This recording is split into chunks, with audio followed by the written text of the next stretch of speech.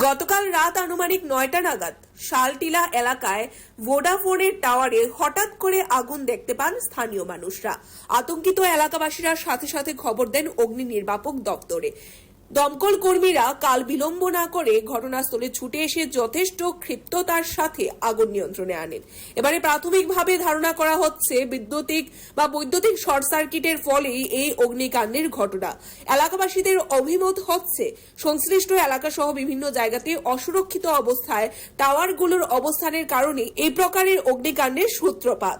তবে যেভাবে যথেষ্ট ক্ষিপ্রতার সাথে অগ্নি নির্বাপক দপ্তরের কর্মীরা আগুন নিয়ন্ত্রণ করেছে তাতে খুশি জনবহুল শালটিলা এলাকা। ঘটনা কিছুক্ষণ আগে আমি শুনতে পারি, আমার বাড়ি থেকে যে ফোন করেছিল আমাকে যে বাড়ির সামনে যে বড় একটা টাওয়ার আছে ওইখানে আগুনের কোনো একটা ব্যাপার হয়েছে। হঠাৎ করে আগুন দাউ দাউ করে ঘরটা ছিল ট্রান্সফর্মার বা অন্য কিছু শর্ট সার্কিটের ফলে হয়তো বা আমি জানি না, একটা খুব আগুন হয়েছিল। আমার মেয়ে ছোট, ও জানলা দিয়ে দেখেছে, দেখার পরে আমাকে ফোন করে বলছে বাবা এরকম আগুনের কন্ডিশন।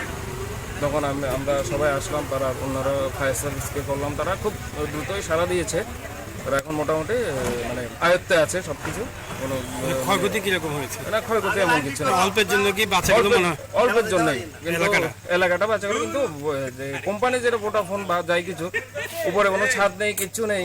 শর্ট সার্কিটের ফলে বৃষ্টি বা কুয়াশা এসব কিছু শর্ট সার্কিটের ফলে বিশেষ করে কোম্পানির একটা হেয়ালিতেপনা যেটা আর কি, ওটার ফলে এরকম একটা শর্ট সার্কিটের পর টাওয়ারের সাথে যে ইলেকট্রিকের যে একটা সেটআপ আছে, আগুন লাগছিল।